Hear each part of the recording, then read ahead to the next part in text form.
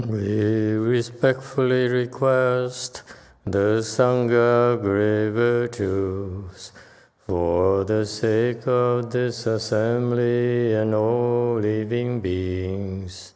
Please turn the wonderful Dharma wheel to teach and guide us how to end birth and death, leave suffering and attain bliss, and quickly realize non-birth.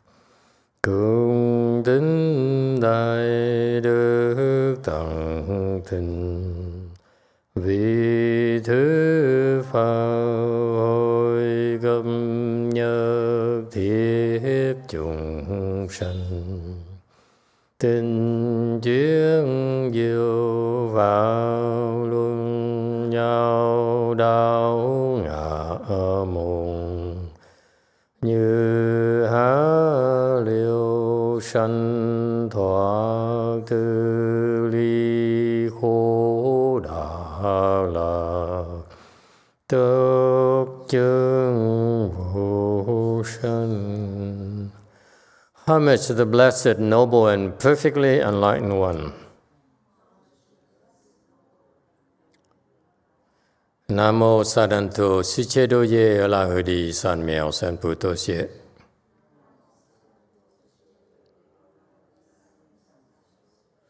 Namo Tatakta Toyadaya Alahade Tamil Tambo Da Toa.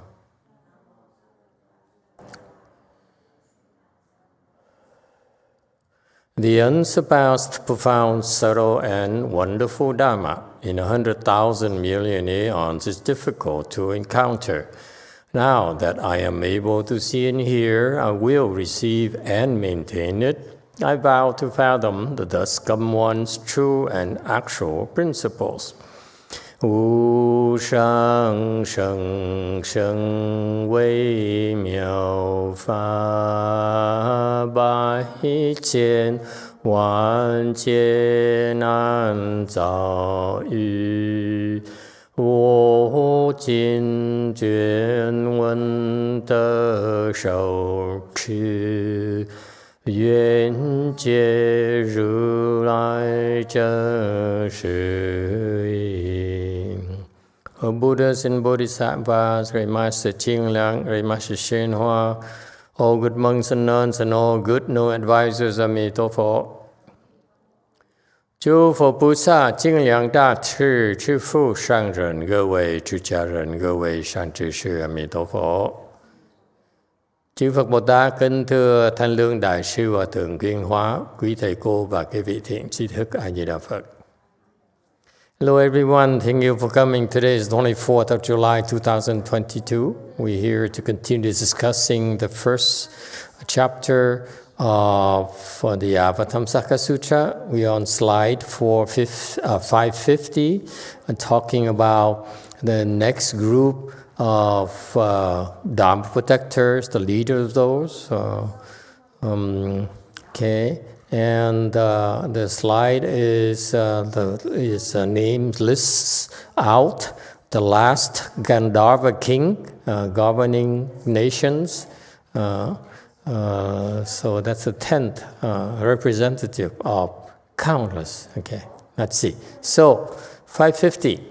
Dhritarashtra is the heavenly king on the eastern heaven. One of the four celestial kings, heavenly kings. They protect and maintain the land, meaning their role for heavenly kings is for them to be the guardians of the Christian God territory. So what happened is the Christian God, his heavens are at the top of Mount Sumeru, okay? And there are 33 of them. 33 heavens up there. And midway through Mount Sumeru is where the heavens of the four heavenly kings. And so before the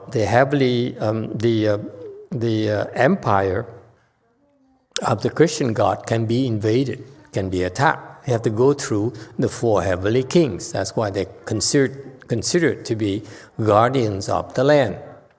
Okay?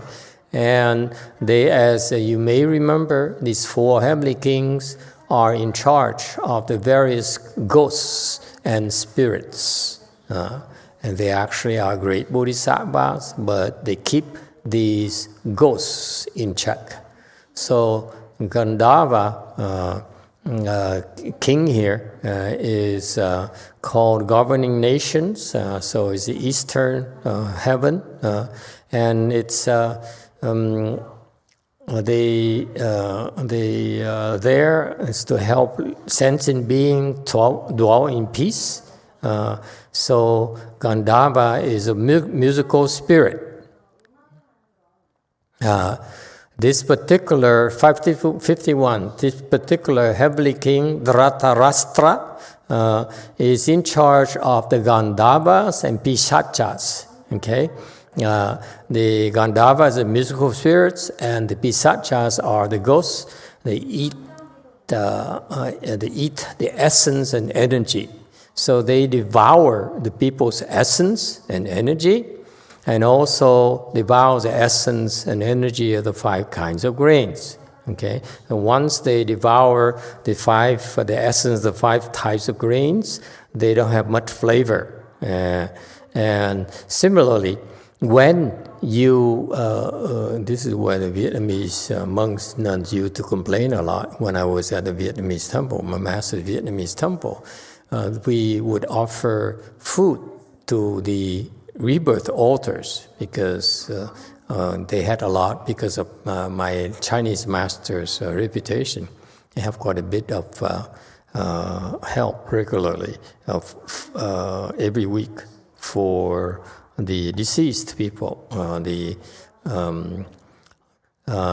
So every Sunday we would cook food and offer it pretty much like the way we offer it here, the 49-day altar, among other things. And it's quite elaborate, not only in Vietnamese temple, but also in particular in Korean temples. They're very elaborate in those ceremonies. They sometimes go up to 108 different dishes. Crazy. Okay. And so ghosts are very, very fat, I guess. And so after you offer the food on your altar and you finish the ceremony, what do? So the lay people didn't know better, so they would offer those food to the monks and nuns. And I remember the senior Vietnamese monks and nuns would frown at that. They said, it doesn't taste good anymore. And that's what happens. We offer the food to the ghosts or the Buddhas and Bodhisattvas. They lose flavor, okay, because the essence is eaten by these ghosts, okay. And only the flavors, there's a loss of flavor. They also rot a lot faster. They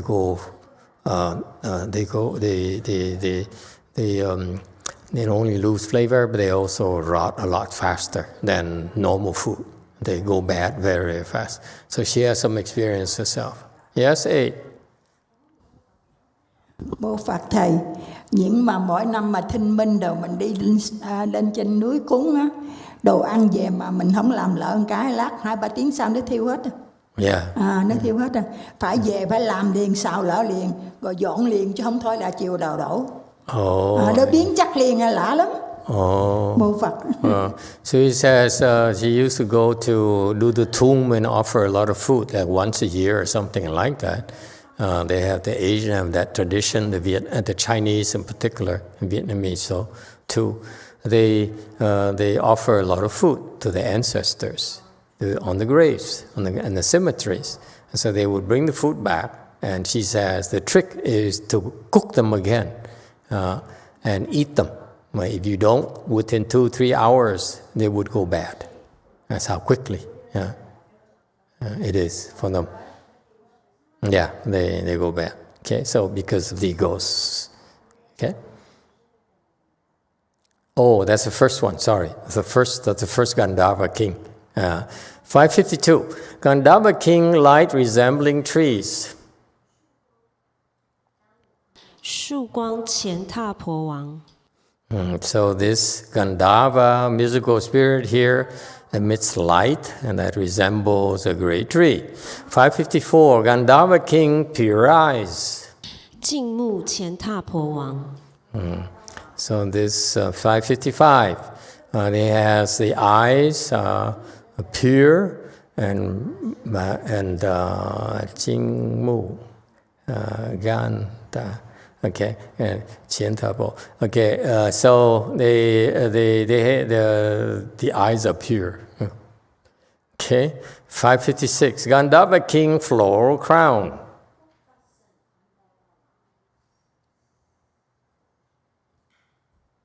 华冠乾闼婆王 So this Gandharva king here, according to the commentary slide 557, he wears a crown made of flowers, and this crown is very adorned, very beautiful. 558, Gandharva king, universal sound. 普音乾闼婆王 So this Gandharva king here, with his music here, his pervades everywhere, can reach very, very far.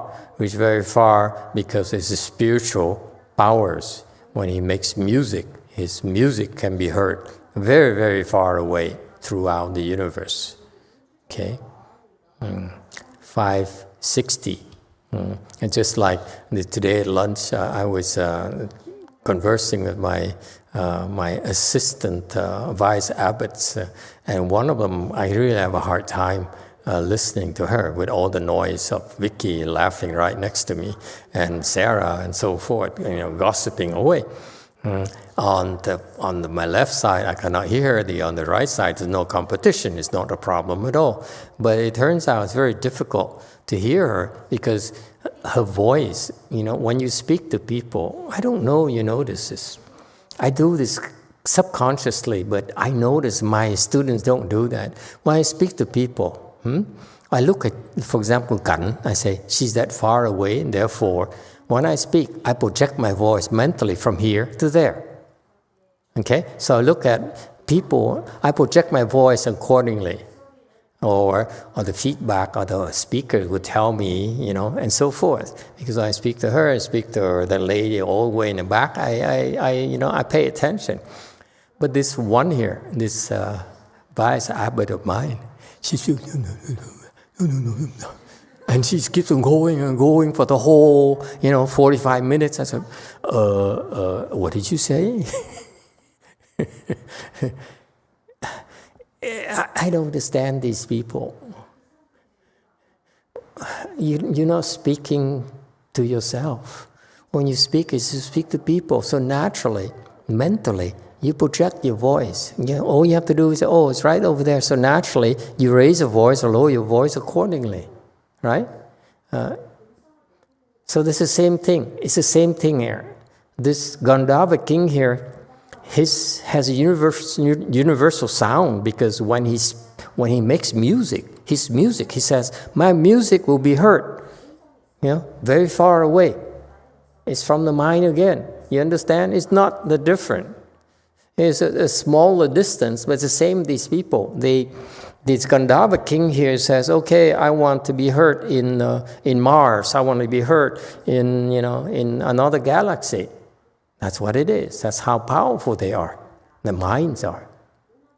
Okay? And in contrast, my vice abbot's mind is infants. I don't get these people. They live in a vacuum. They're so sheltered. I cannot believe it. I have to hustle to make a living, before I became a monk. So I made sure when I spoke, people could hear me. But no, these people are so sheltered. I don't have to do this. Don't get it. Gandharva king happily dancing, splendid eyes. 乐摇洞庙目乾闼婆王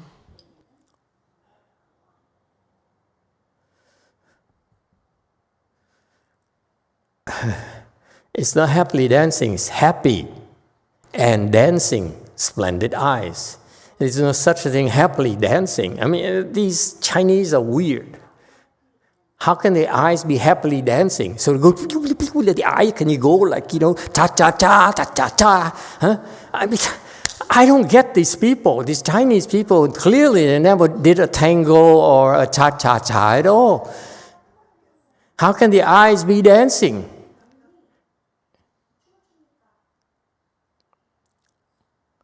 And happily dancing. I mean, it's weird, okay? It's happy dancing and splendid eyes.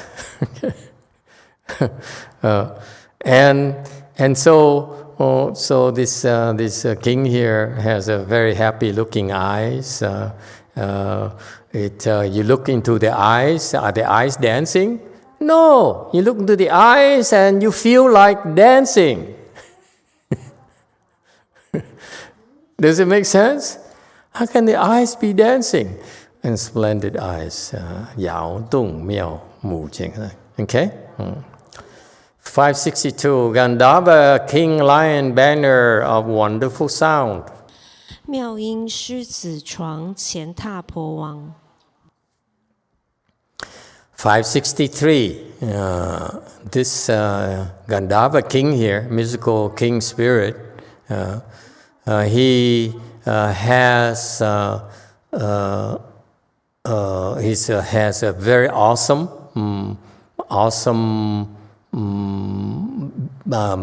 appearance and very adorned and very wonderful sound, as if very imposing, like a lion.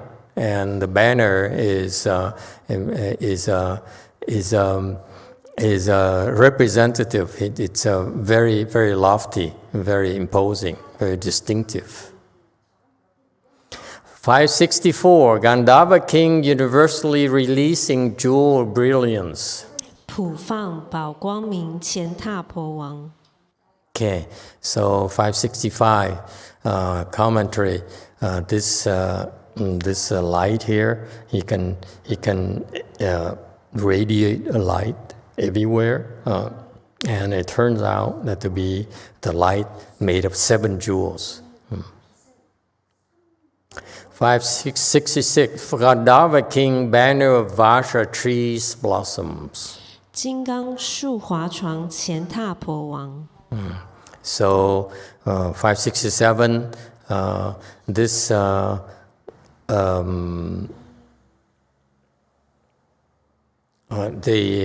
he uses the Vajra tree flowers to form a jewel banner, and if you near him, you can see the fragrance and the light from the Vajra, and it's very, very adorned. Yes. 9. Thank you, Master. I don't understand, because last week we were discussing what a pure flower is, and I suggested that a pure flower was from Vajra, and you said that flowers can't grow from Vajra. So this is a Vajra tree? How does a tree grow from Vajra? Why does a tree have to grow from Vajra?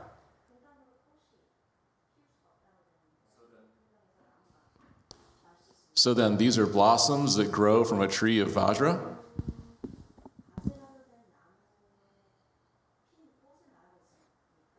I don't know. Use your imagination. Someone help him out. Huh? What does it mean, Vajra trees blossoms? Okay. Vajra tree. Okay, they in order to decorate the landscape, okay, they could have sequoia trees. What's the matter with sequoia trees? Sequoia trees are subject to being burned. Okay, and you get heartbroken. Okay, these 3,000-year-old trees, they're burning. It makes you feel like crying, doesn't it? Okay, so if I have a tree to adorn my forest, would I choose a sequoia tree? Absolutely not. I would choose a Vajra tree. Make sense? Okay, so that's what Vajra trees are for. They're there forever. You don't have to worry about forest fires. You don't have to worry about precipitations, okay, and so forth. So there's some clear advantages of having Vajra trees. Next question is, how do I get Vajra tree? Yes? For you, mortals, you think of a tree as something that grows. But in the Pure Land, for example, do trees grow in the Pure Land? What do you think?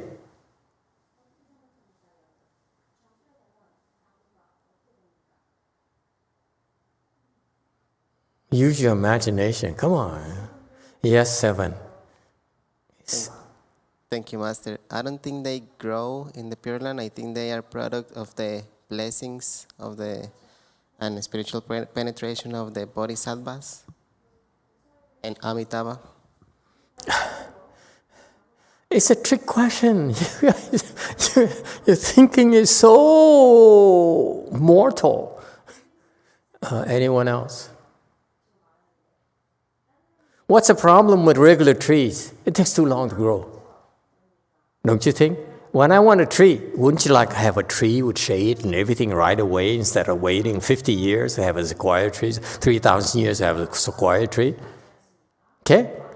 So, because here on South World, we don't have enough blessing. That's why it takes us, 3,000 years to get a good sequoia tree. But over there, if you have the nature of the blessing is that the Vajra tree is fully grown, just like that. It's no growth. You want a tree made of Vajra, it's just a Vajra right there. Vajra tree right there. It doesn't need to grow. It just happens. It's like poof, it appears. So if you could call it growth, could be growth like seconds to maturity. Yes? So that's why you have these Vajra trees. That's how they're made. Right? By spiritual penetration, by blessings. Absolutely. Okay? And then, of course, on the tree, you probably want flowers. That's why you have blossoms on these Vajra trees. Okay? They don't necessarily grow, for your information, sir. Yes, 9. Thank you, Master. So I understand better. So the Vajra tree flowers to form jeweled banners, are the flowers or blossoms, are they jewels themselves? There could be anything. There could be real flowers, it could be jewel flowers, could be anything, okay, that you wish them to be. What's amazing is that, for example, in a Western Bliss Pure Land, they have real flowers. Some trees have real flowers. And then when they die, the flower fall down, okay, on the ground. Guess what happens? What? Huh? What? What do you think happens? Yes, Brady, 4. Turns into a seed. Turns into a seed. Very imaginative. Okay, anyone else? What happens to the flowers in those Western, in the Pure Land?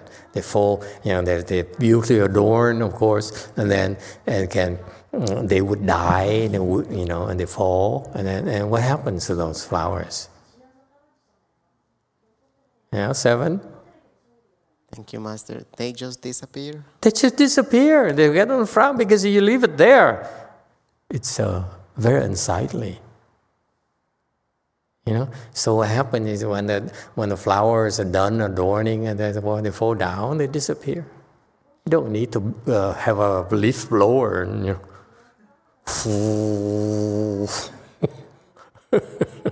okay, so that's the nature of the blessings. They could die, or could be like made of Vajra. They could be made, and Vajra here. What color is a Vajra? I'm going to anticipate all the questions so that they don't bother me with, Vajra flowers.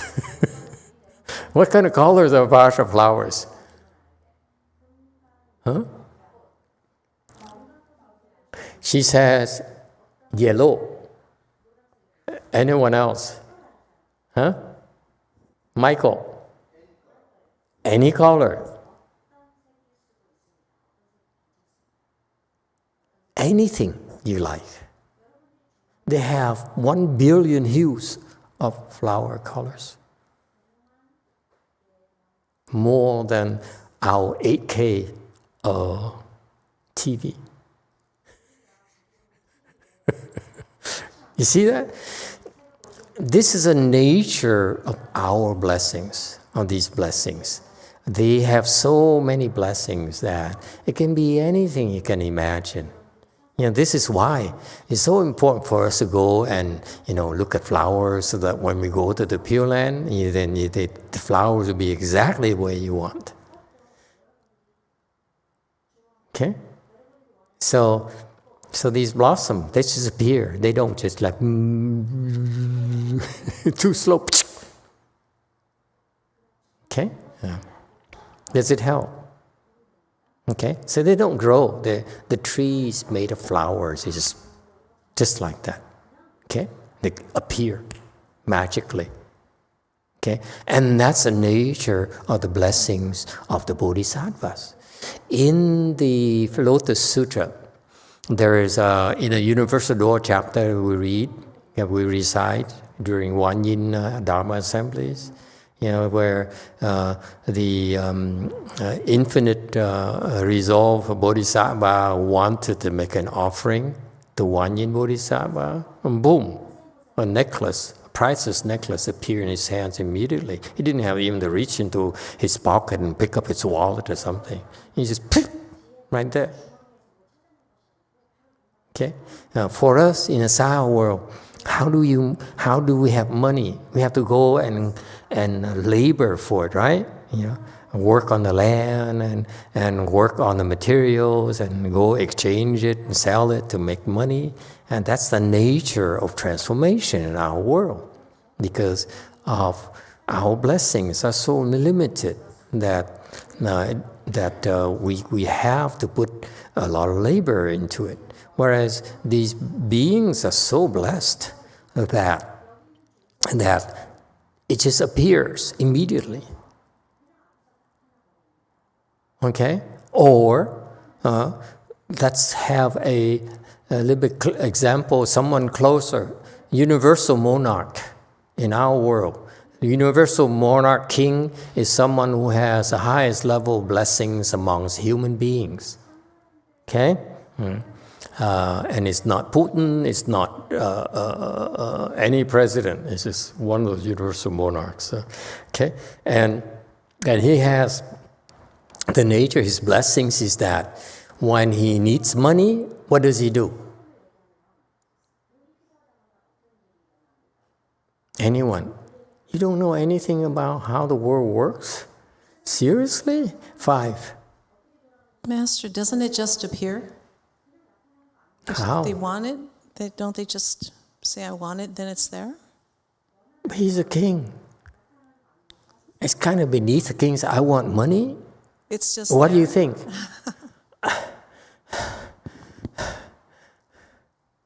You're a king, and you say, I want money. What would your wife think? God, I married a low life. A king who wants money. Yes, 9. Thank you, Master. Does he go to the universal treasury and then tell them to print some money? Close enough, okay. When a king wants money, okay, he doesn't have, someone come, give me some money. It is so demeaning. Think about it. I'm a king, I have to ask for money? Then I might as well not be king. I might as well be spy number 2. Okay? So, when the king, the universal monarch, wants money, because he says, I'm thinking of buying a red car. Okay? So he said, I feel like buying a red car. before he even has to say anything, his jewel, one of the gem he has, is the treasury gem, meaning his treasurer immediately appears and say, Your Highness, here's a bag load of bitcoins. A bag of bitcoins for you, okay? And you buy as many red cars you like. You understand? So these rich people, they don't carry money with them. You see that? If you carry a wallet, yes? You carry a wallet, yes? I don't. I carry an iPhone. Just kidding. You understand? So depending on your level of blessings, these people spend money, have use of money and assets differently than we do. We so attach money because we have no blessings. These people say, what do I carry money for? I have someone who's going to have to read my mind and say, hey, the guy wants to buy a red car, let's get some, Ethereum or something. Yes, 7. Thank you, Master. I have a wallet, but it's empty. Wallet is empty, so thanks to your wife. It's getting up there in a status. Yeah. Okay, so that's why poor people are impressed by people with bank accounts and the thickness of the wallets and the Bitcoin thing, whatever. Rich people say, what do I need money for? I said, make a wish and it comes true, and someone will make it happen for me. Huh?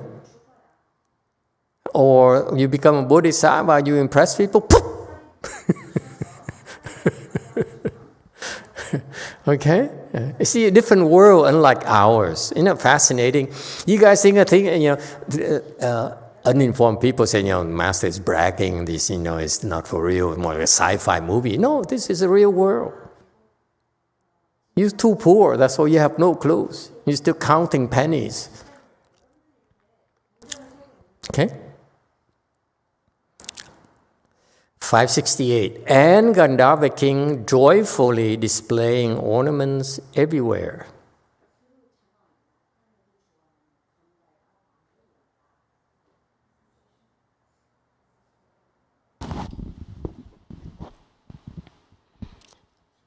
$568. I'm sorry. 乐普现庄严前踏婆王。Okay, so this Gandharva king here enjoys displaying decorations, ornaments everywhere. Okay, so he not only pleases the audience with his music, but also in conjunction with displaying these decorations are very tasteful. So he brings joy to people's lives through music and through the eyes organ. The ear and eye organ. So who says cultivation is boring? You guys keep on complaining, it hurts so much and so forth. It's only beginning. But eventually, cultivation for them is like playing music and displaying, decorating and gift wrapping, and cooking, and so forth. Okay? 570. These and others acted as leaders of a countless number of Gandharvas. 如是等而为上首，其数无量。571. Okay, it is a pattern where it's a reminder, time and time again, that these are so many of them, they're countless, and therefore it's inconceivable for you. You cannot possibly imagine how many there are.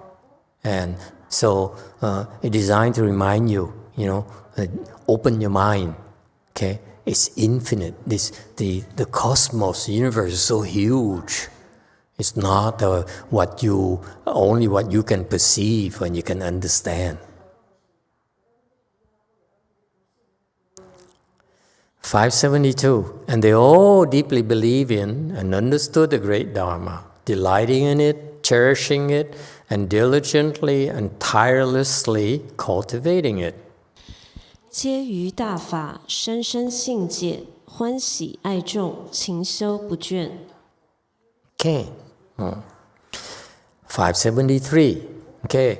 These gandharvas, excuse me, let me bring it up a little bit so that it's easier for you to read it. Okay. All right. So how did they became these mahasattvas and then able to manifest themselves as a musical spirit king? Okay. What they did, okay, and they continue to cultivate right now to sustain, to maintain their status. They all deeply believed in and understood the great Dharma. Okay. What does it mean? Well, first of all, great Dharma is Mahayana. Okay. Not Taoism, not Catholicism, whatever, Confucianism, whatever. No, this is the ultimate knowledge is Mahayana Dharma. Okay, so it's called great Dharma because it's capable of doing great things, things that you cannot possibly imagine yourself. All right? So this Dharma here can produce the inconceivable. This great here, it also means inconceivable. You cannot imagine. Okay? Way beyond your imagination. So they deeply believe in. Meaning what? What does it mean to deeply believe in? The great Dharma.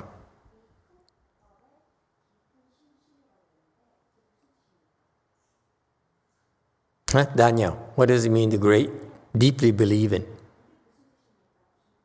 You. 3, yeah. There's no doubt in your mind that it is there. Exactly. This is what the Christians and Catholics excel are doing. They blindly believe in. And what's the difference between blind belief and deep belief? Yes, sir. I don't think that we blindly believe. It's not a Of course blind not. belief. Yeah. In Buddhism, there is also a blind belief in most people to believe in the Buddha because most people have not seen the Buddha. So, And you've seen God? Of course not. So that's my point. There has to be blind belief in order to enter to that belief. Not true, sir. Speak for yourself. You haven't seen God, but we've seen our Buddhas. At least not me personally, but my ancestors saw them in the form of Siddhartha, in the form of Shakyamuni Buddha, who spoke the Dharma for 50 years. Yes, go ahead, continue. I could say the same thing, but the problem is that... No, God, it's not true. God never came to our world. He did. He's Jesus. So... Jesus is the Son of God. It's not God. It's God. No, sir. You're so wrong. Jesus is the Son of God. Okay? God sent His Son down here to do His work. Okay? It's wrong to say that Jesus is God. He's not. Well, and it's God. But that said,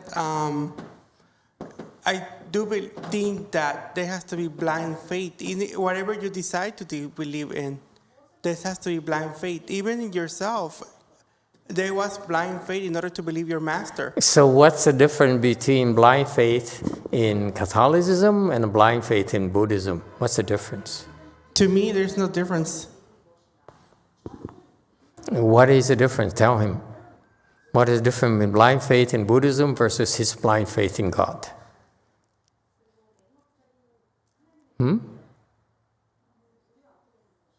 Yes, 9. Thank you, Master. Blind faith doesn't exist in Buddhism. Blind faith does not exist in Buddhism. Yes, it does. What are you talking about? Lots of Buddhists believe blindly.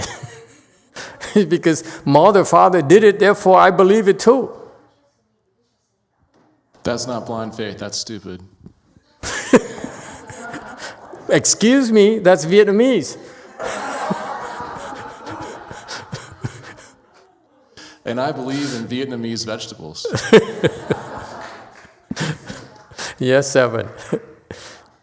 Thank you, Master.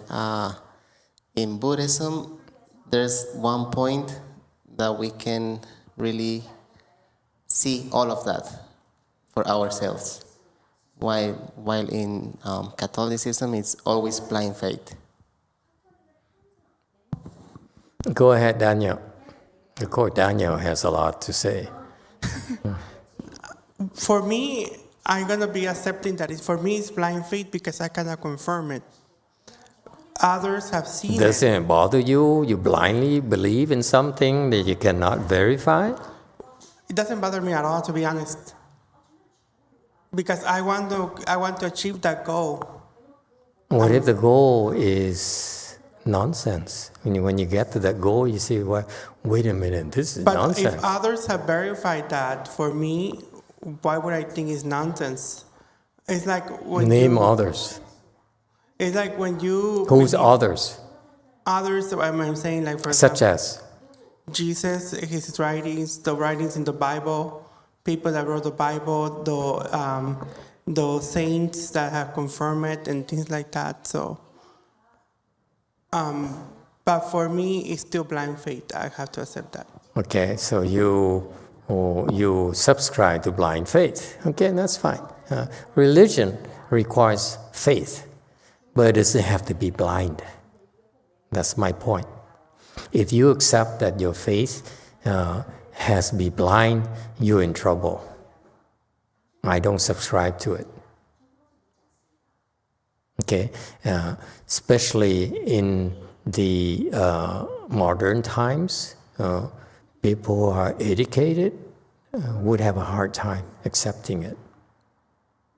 Okay, so if your religion is based on blind faith alone, you are doomed to only having blind followers, which is not a healthy state of affairs.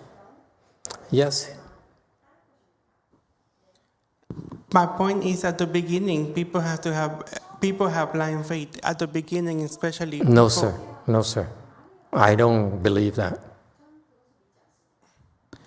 You're assuming it works for you. It's not true for everyone. So that means, for example, that everyone that comes to your temple at the beginning, not right now, at the beginning, they completely believe in the Buddha. No. That's what I'm saying. I went to the temple myself because it was fun. I followed my friends. I didn't care for Buddhas. I didn't care for the nuns there. I went there because I thought, my friends went there, so it would be fun to go there with them. Just hang out with the friends. Has no faith. And actually, I frowned on my parents who brought me to the temple and made me bow to the Buddha and said, seriously? Why are you making me do this? Yes. It doesn't bother you. For me, personally, it never worked.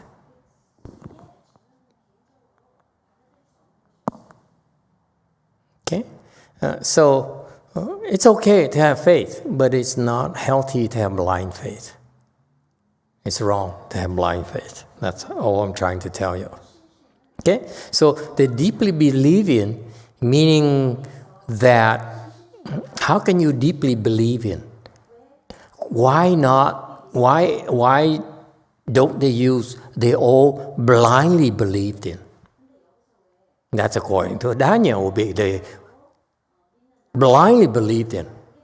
But no, they said deeply believed in. Why deeply? These are little words that are very significant. Yes, 5.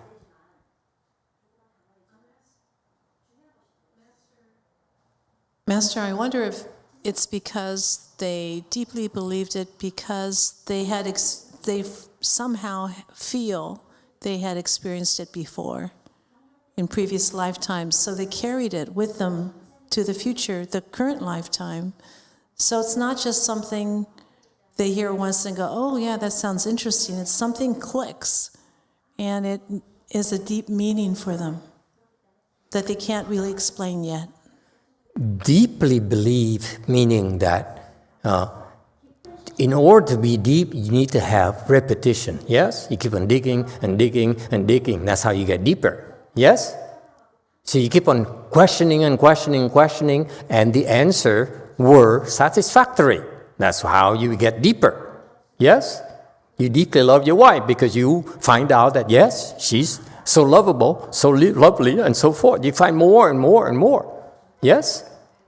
The depth requires repetition, requires more data to support it. Yes?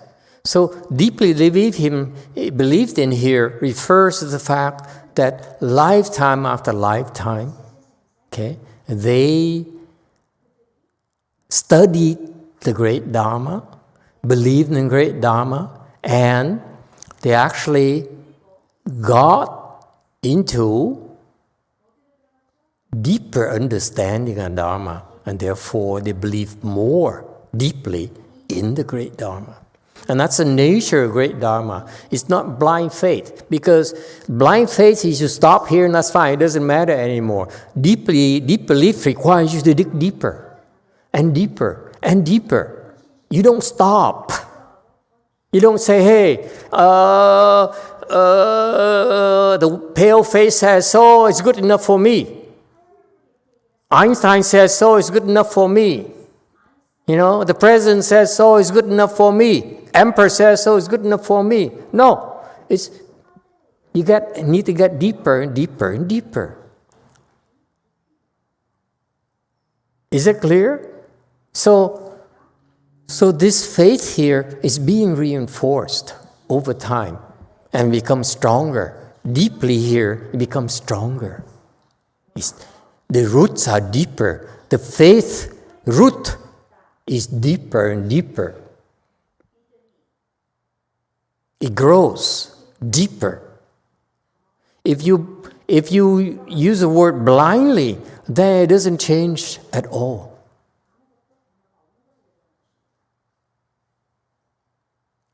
Yes? But I think that sometimes it starts with blind faith, but it's up to me to go deeper and stop having that blind faith and have the real faith in God. So that's what I want to go to. We are a different world. Yours is that you believe, and that's good enough for you. For us, for these people, these great Gandharva kings, they, for themselves, they need to dig deeper and deeper. And that has to grow with them. That's how they became better kings, better human beings, better beings. But for me, it's not good enough to just have blind faith. I want to have deeper faith.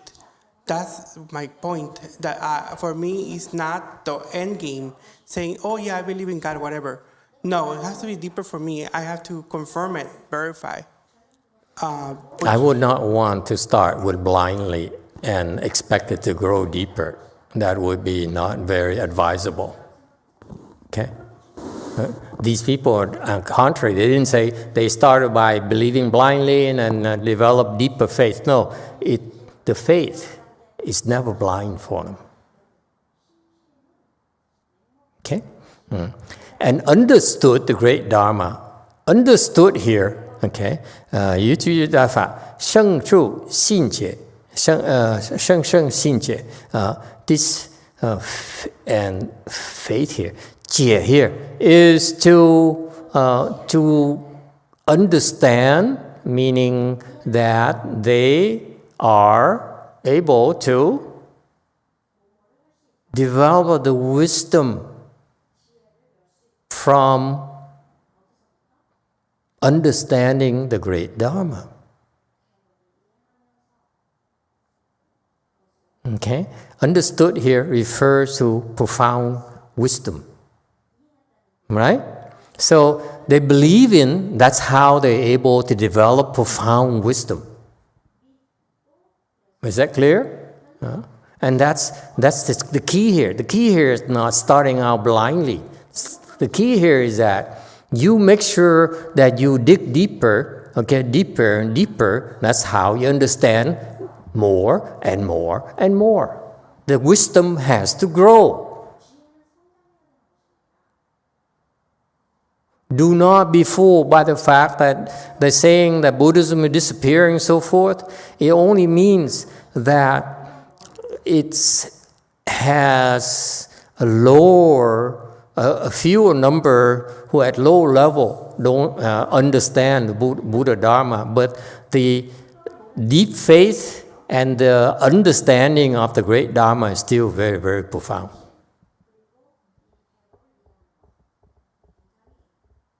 Okay, it's not about quantity, it's quality. Yes, Jewel Kong. 네, 유언님 질문입니다. 회사에 있을 때 화가 불쑥불쑥 나고 다른 사람에 대해 분노가 생겨서 쉽사리 사라지지 않을 때가 있습니다. 집이나 절에서 수행할 때는 자비의 마음으로 마음을 가까스로 가라앉힐 수 있는데 회사에서 사람들하고 대면할 때는 그런 감정이 다시 올라옵니다. 감정을 억누르는 것도 답이 아닌 것 같은데 어떻게 하면 회사에 있을 때도 자비의 마음을 가지고 평정심을 찾을 수 있나요?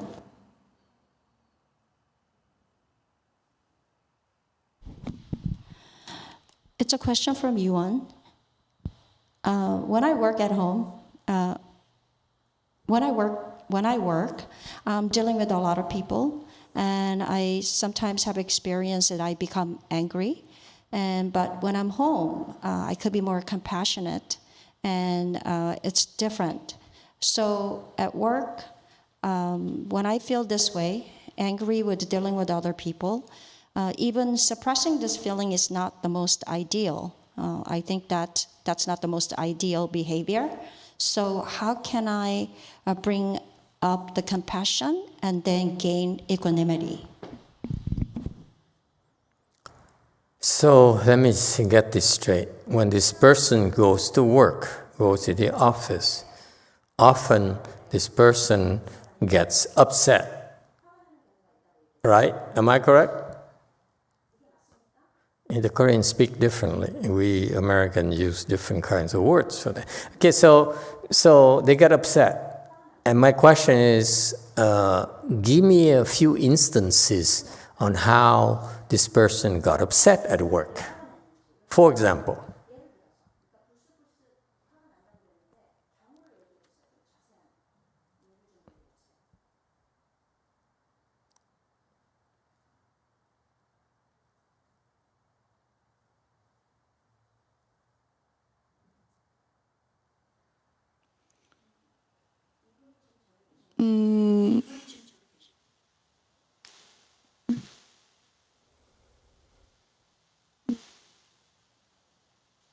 업무에 있어서나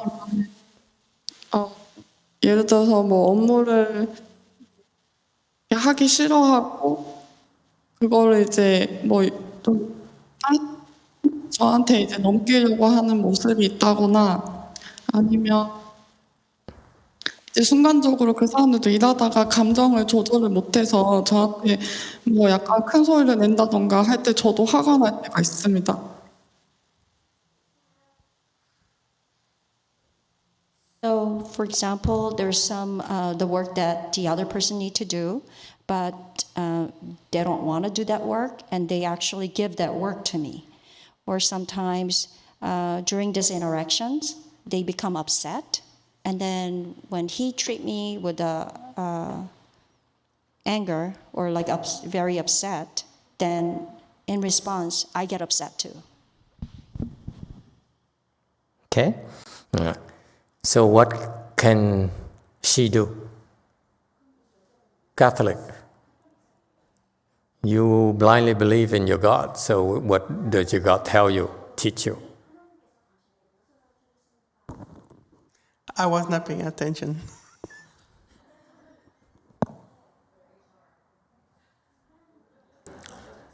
Go ahead, one.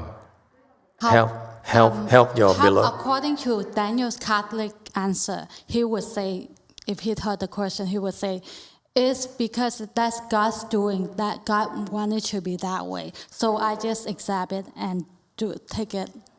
So God's will, you mean? Yes, that's what would be the answer. You believe that it's God's will.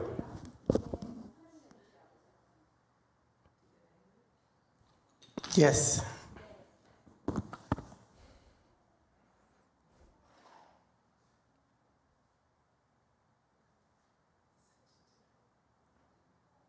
How long have you been seeing him?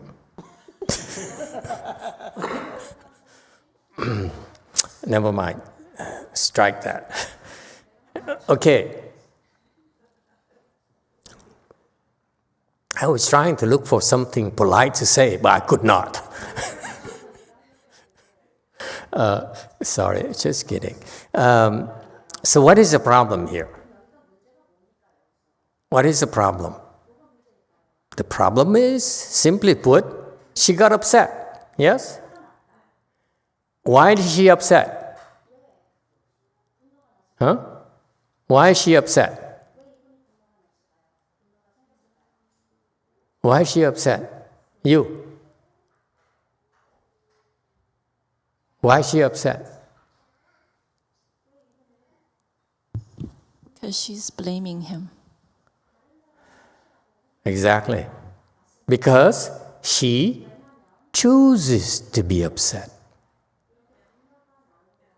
And then Xin Shun blames him.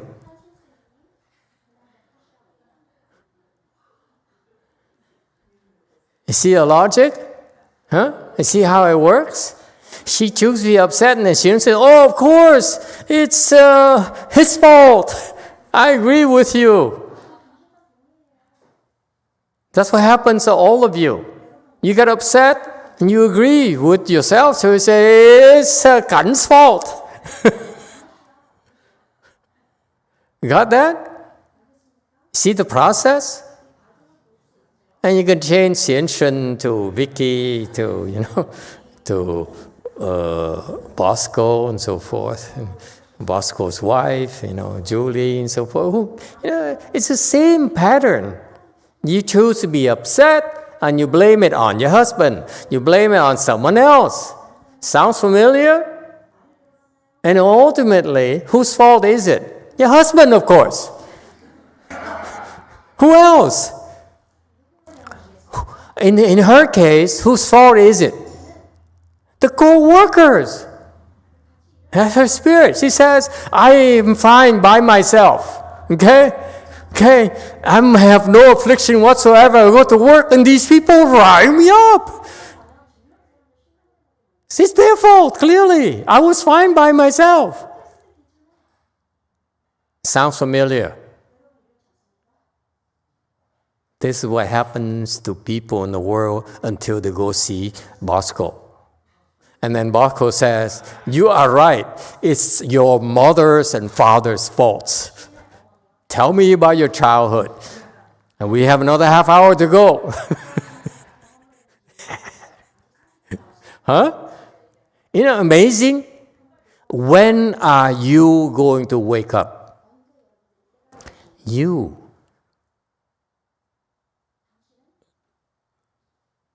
Blame people after you chose to get upset. Who's upset? Goyin? Goyin is the one simply trying to make it through another day. Oh, my body's not feeling good. Yeah? You see, this is what happens to the people, ordinary people. They get afflicted, and this girl being manic, manic people, I want you to learn to recognize these character traits. manic behavior, they blame someone else. They blame their afflictions on someone else. Always. Have you noticed that? You know any manic people? That's how they behave. They always blame it on someone else. They always right. They are so right in getting afflicted because it's someone else's fault. And that's something that people like Bosco would never tell them. He said, you know, you're right. Tell me about that co-worker of yours. Is he married? How long have you been working with him? Okay, and on for the whole hour. And so, okay, we don't have enough time today. Let's come back next week and we'll talk some more about worker B. Huh? And we eventually get to the bottom of this. And they all talk about everything except for the fact that you chose to be angry. No one asked you to be angry. You chose to be angry. I'm just myself. I'm just nasty. I'm just bad person. But you chose to be angry because of me. You see that? I'm just me. You know, whether you're there or not, I'm still me. And you chose to be afflicted and blame me for it. What do we call those people? It comes with an L.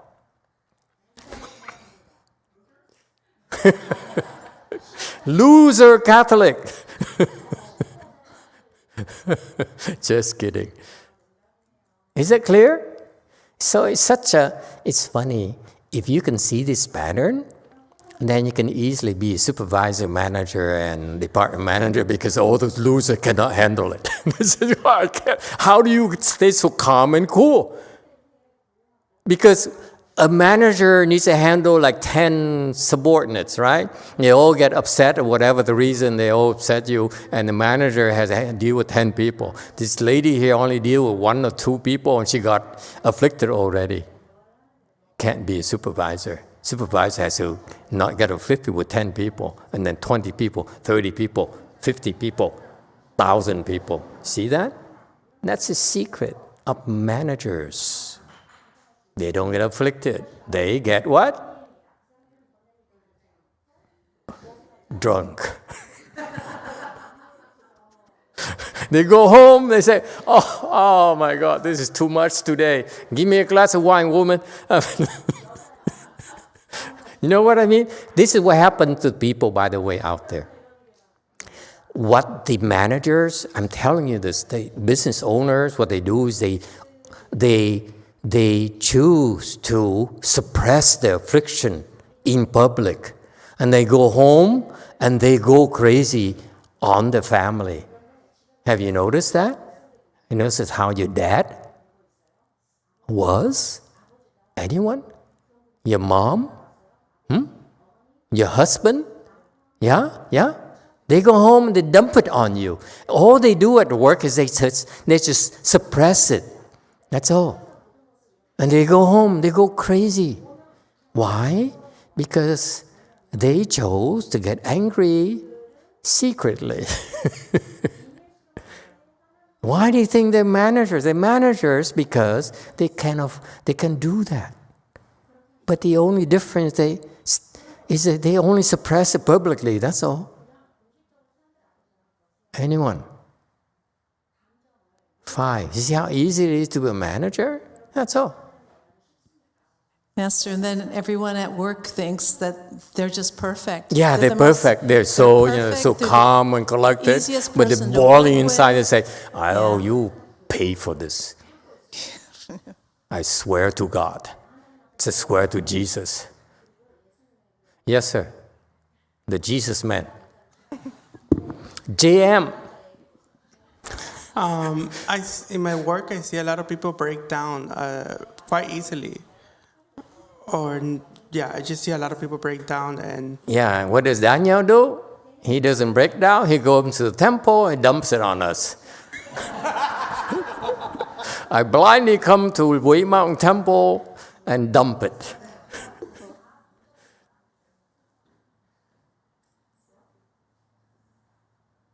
Okay? Yeah. So this lady here says, I get upset because I'm fine by myself. And this is why when we cultivate, we get together with people. Because we know what? Surprise, surprise, they afflict you like hell. Whether it's at work, whether it's at home. Anyone afflicts you at home?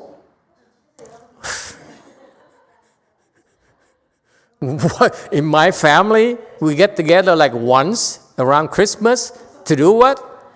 To fight each other to death.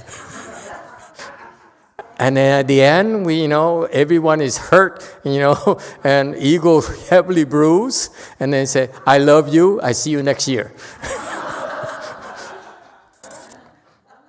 Sickles. Sounds familiar? Huh? This is what you do. This is what ordinary people do.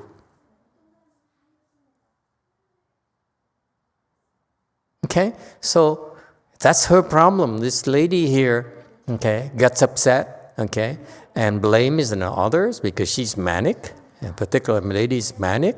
So watch out for that. Number one, in her case, when she gets upset, and then she immediately justifies in her mind because that particular person, okay, remember that's a manic behavior. It's not her. It's a ghost pulling her strings. And people like Bosco and Mary Jo would never tell them because then there's no more business. I tell you because I'm not making money off this. Yes, Daniel. And yeah, Daniel too. He said, you poor souls, believe in God. I have a question. Why women tend to be more manic than men? Like women tend to be way Not true. more manic. You are so sexist. I don't subscribe to that. I happen to think men are more manic than women. Yes, and even LGBTQ is also more manic than ordinary people.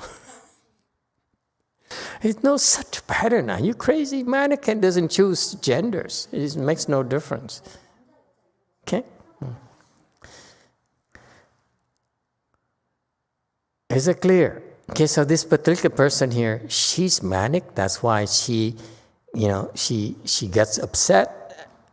And the manic jumps on that, and then blames someone else. It's a pattern behavior that makes her miserable. So learn to recognize that she's being manipulated by the manic ghost. That's all. Don't bother going to see therapists and so forth, because therapists are BSing. The manic has nothing to do with the therapist. Okay? So recognize that. Meditate on that. Okay? When she's upset, okay? Whether it's at home, because she doesn't need to go see people. All she needs to do is do a conference or a phone call or text. She gets upset too. She doesn't tell you that. I know she gets upset too. Okay? So recognize when you're upset. Okay? Recognize that when you're upset, you tend to associate your affliction with someone else's fault. You blame someone else. That's a manic behavior. And it's not you. Okay? So just believe that it's not you. Blindly believe it's not you. This is a case where you need blind faith. Okay? Believe it's not you. Meditate until you calm down. That's all there is to it. Okay? And eventually, long term, you recognize that with that meditation skill to help calm you down, you will tend to be less afflicted overall. That's what it takes. Okay? Use it to train yourself to calm down so that you're not as easily riled up by others. That's all. Okay? Same thing. You go home and your wife says something, a snide remark, you get you riled up, same exact thing. Okay? Recognize your affliction. Meditate. Okay? Until it dies down. Don't act upon those afflictions. That's important. If you get riled up and you act upon them, you will it's very difficult for you to undo that. Okay? You need to learn to isolate it at the affliction level, meaning in here only. Don't translate into words or bodily motions. You know what I mean? Okay? Leave it at the brain level, at the mind level, and then meditate. Don't act. Don't act on those impulses. Okay? And you can't help yourself. Sometimes you blame others and you get built up, and eventually when you calm down, you look back and say, oh, wow, that's a manic behavior. Shame on you. Okay? That's all. So what to do? If I were that person, I would go to the office and get round up more often. Because when you stay home, you're not afflicted. All that you're doing for yourself is nurturing that anger for the future. That's all. I would rather go to the office and get riled up and learn to face it, learn to work at it. Okay? All right. I hope it helps. So these Gandharva kings, they believe and understood the great Dharma because of many repetitions. They kept on digging deeper and deeper, and that's how they understood more. The more they understood, the deeper the faith. All right? Next. Once you believe and you understand the great Dharma, something else wonderful happens for these people in particular. We're not talking about you or the Catholics. We're talking about these great beings, okay? This is something that we can all look forward to. Okay, now you're complaining, it's too hard, it is too painful, it's too long. Sunday afternoon, you go to church, you only, 2 hours and off you go, have lunch and, have a drink, go to the beach and whatever. Wei Mountain Temple, you start at 8 and it goes on till 3, even 4 or 5 sometimes. Huh? Those of you who stay behind for evening ceremony is like 6 or 7 until you're done. So the whole Sunday is gone. Okay? But that's only the starting point. For these people, they started like you did, and then that's how they develop a deeper faith and deeper understanding of the Dharma. Okay? And then they enjoy it. They enjoy the Dharma. It's really enjoyable for them to come. Okay? And then I, Zhong, okay? Huan xi. So I said they enjoy it. They find joy in the cultivation. Okay, what kind of joy are we talking about? Is it bliss? Yes, sir. 9. Thank you, Master. For me, it's a joy of accomplishment. Yes, remember at a low level, we teach you about peace and bliss, right? You say, okay, when you enter samadhi, you experience this bliss. That's very, very wonderful. It calms you down. It frees you. It helps offload all sorts of things for you. Yes? Makes you feel lighter, faster, more nimble, okay? More free. Yes? Sounds familiar? No?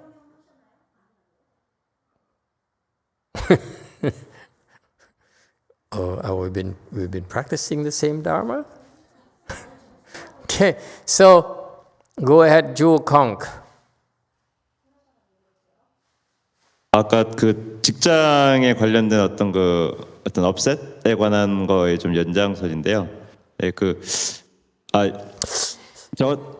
저 같은 경우에는 그런 일이 일어날 때 저 개인적으로 이제 마스터 영화 선생님을 떠올리거나 선화상인을 떠올리면서 이제 대위주를 하곤 합니다. 그래서 그런 어떤 좀 안 좋은 생각들이나 그 업셋된 기분들을 조금 이렇게 평정을 찾을 수 있는 거를 이제 느끼곤 하는데요.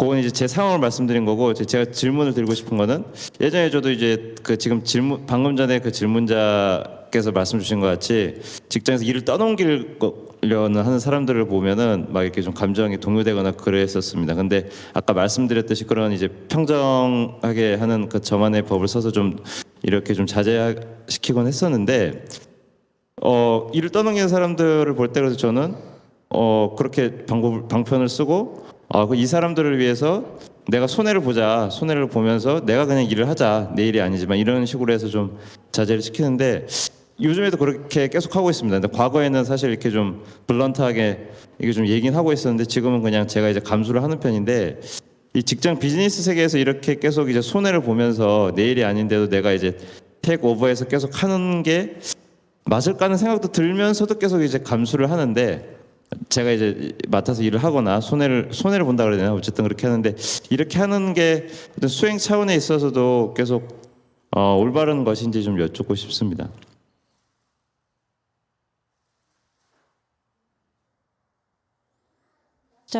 Master, this is continuance about the lady who asked about her work when she gets upset. In my case, had a similar incidents before. Then what I do is I remember Master or Great Master YongHua, and I recite Great Compassion Mantra. Then it has result. I could calm my mind. But I have another question. Just like her, there are many people when I work, they unload their work to me. But I try to calm down my mind, and then I take a loss. And I would say, in the past, I was more straightforward. I would tell them directly about that situation. But now I chose to take a loss and endure, and hope it's a good choice. But I want to ask a question. If this is a right decision, especially when we work, choose to take a loss? Yes, it is. I personally feel that when you go to work, professionally speaking, you should take more losses. Meaning that you should do work that's not recognized. That people take advantage of you, it's okay too. Why is that? Yes, Dr. Bosco. Bosi, Master, it is because of Bosi. Like giving. Boroti? What's Boroti? Is the virtue of the 6 virtues, the first one, the one we were talking last Sunday. Borosi.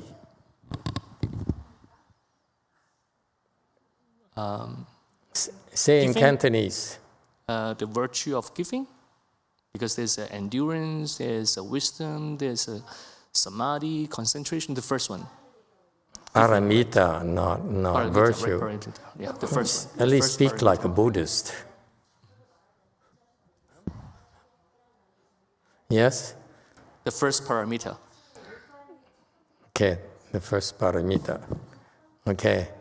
Yes, Brady, did you guys want to say something?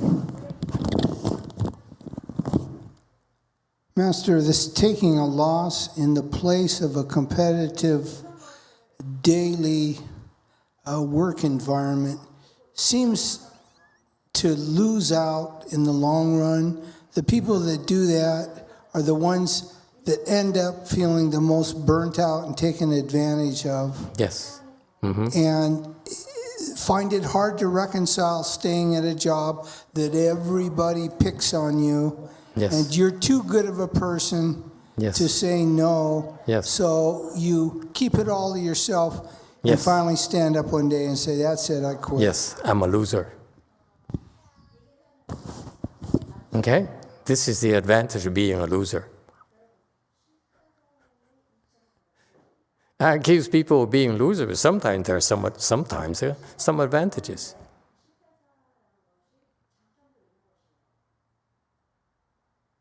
I caution you against asking for rewards immediately.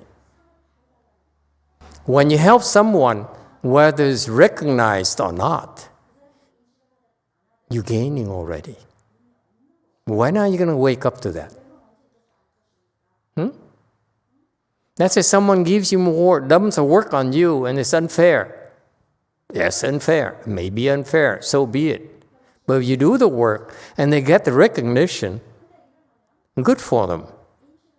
Okay? You also gain as well. So what do you want? You want safety? You want fairness with no rewards whatsoever?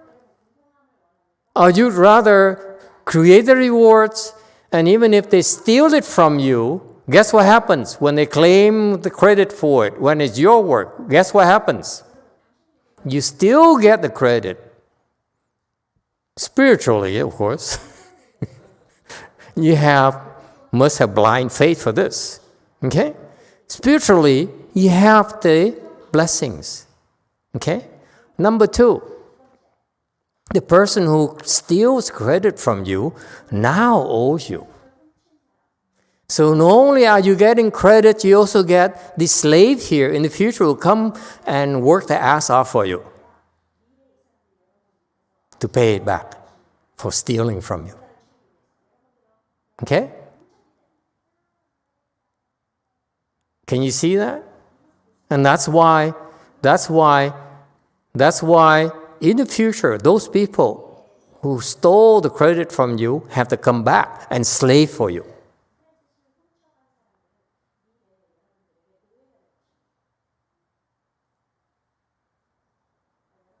So what are you afraid of? Why to live so in fear and say, I don't want people to steal from me? What the heck steal you like? What do I care? Steal in the future, be my slaves.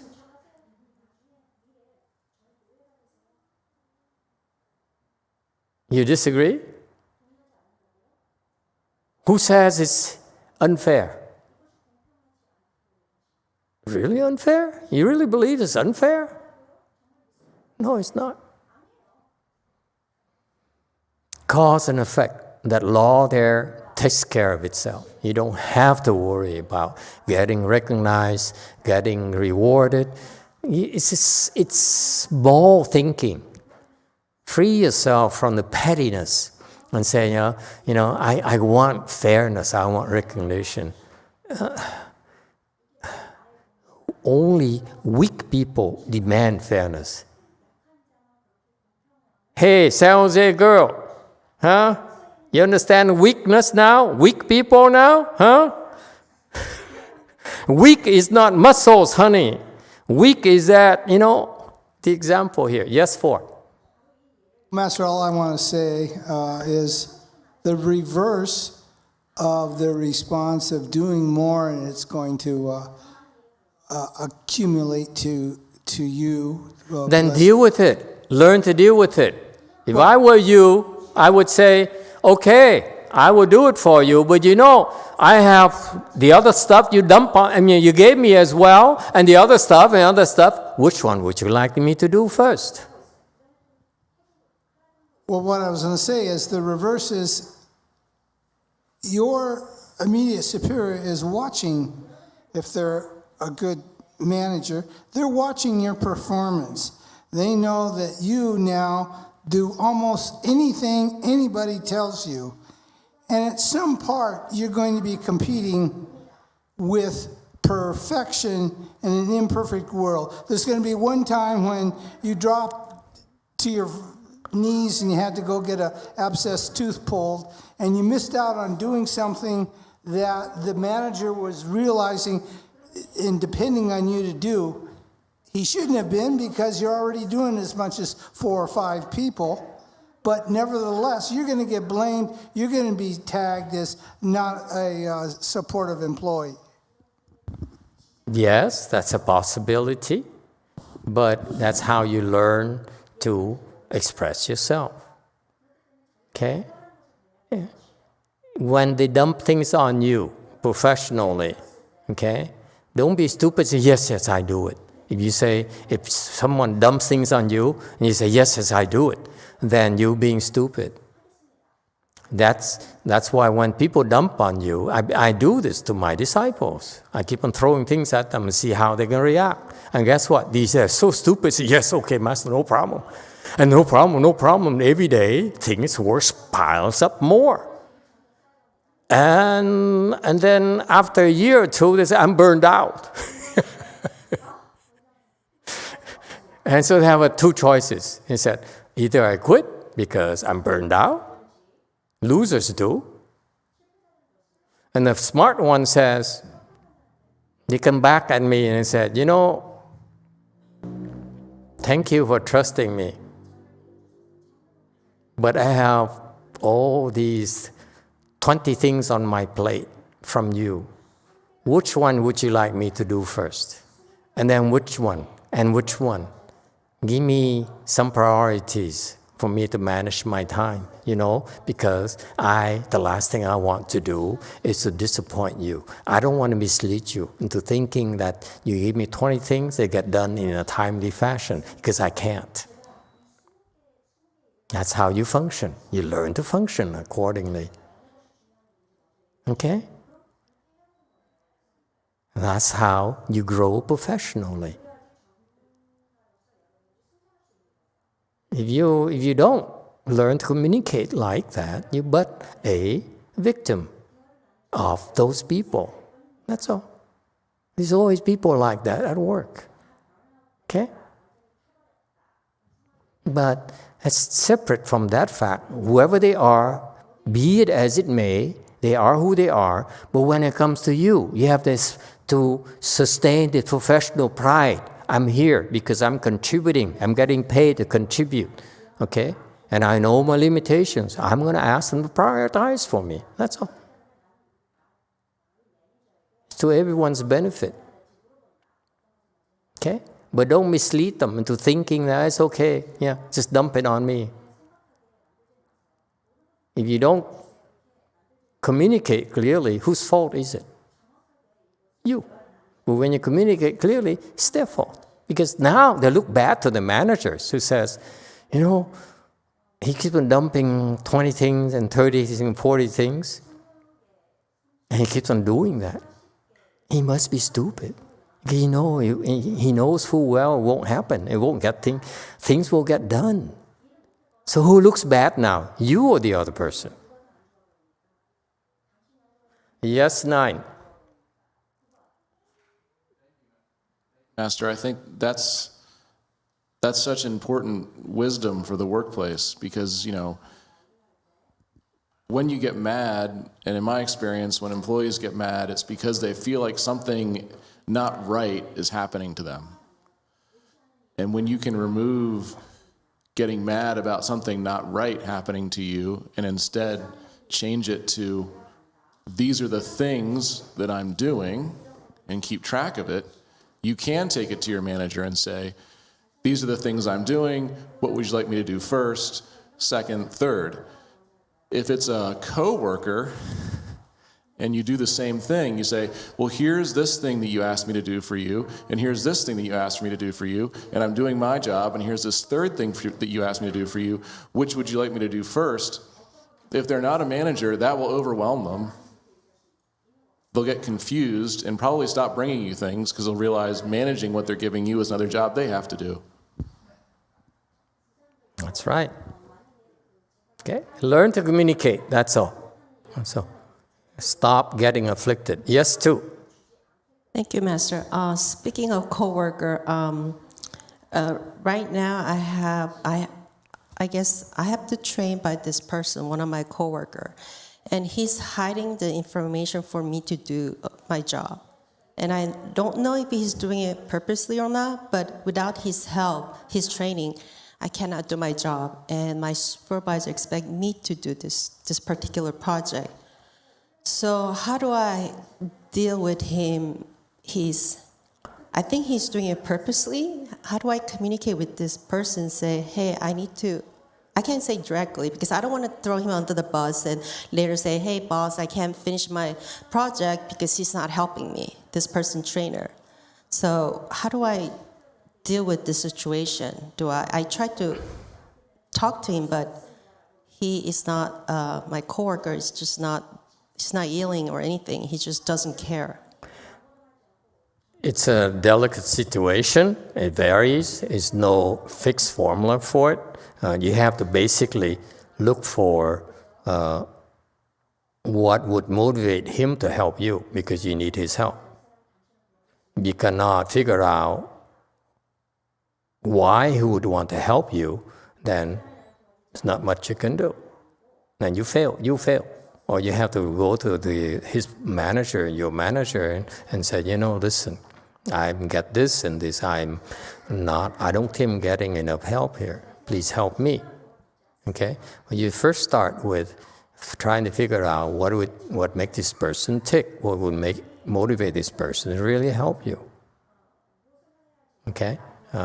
And if you cannot figure it out, whether it's take bribing, whether it's take kissing asses, whatever, whether it takes give him credit for your work, okay? Whatever, you need to figure out. It could be simply that this person hates your guts, there's not much you can do, okay? Eventually you have to come up with some sort of decision yourself, okay? And then you have to forewarn your manager that I'm not getting enough information. That's all. What kills a manager is you letting the manager believe that the work will be done.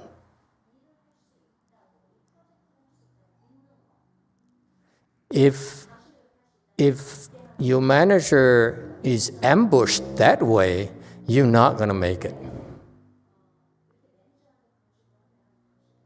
You have to keep your manager informed of the progress. I hate it when people smile at my face and said, yes, it is being done. Yes, being done. I asked 3 times the same thing. Yes, it's being done. It kills me. You better tell me. I am working on it. This is where I'm at. This is when it's going to be done. In order for it to be done, I need this from Mr. A.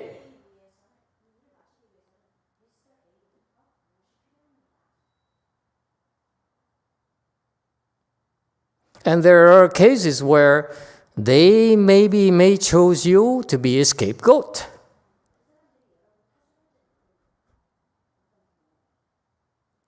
Because it's very complicated. It depends on the situation, depends on your managers and so forth. And therefore, you need to be clear in your communications.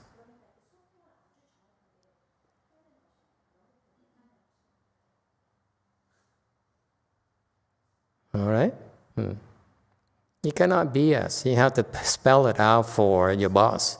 Okay? I need this, I need this, I need this. Unless I have it, I cannot do it for you. I have this, I can do it for you by such and such date. I have 2 right now, I still need 1 more thing. Unless that happens, I cannot deliver for you. You don't just smile and say, yes, yes, yes, it's being done. It's called stabbing someone in the back. Your manager in the back, and it's not going to end well for you. Trust me. I remember those people. And some people are so stupid. They keep on stabbing you in the back time and time again, year after year. Eventually, it catches up with you. Because you know what? I'm so strong, I let you stab my back so that my back gets stronger.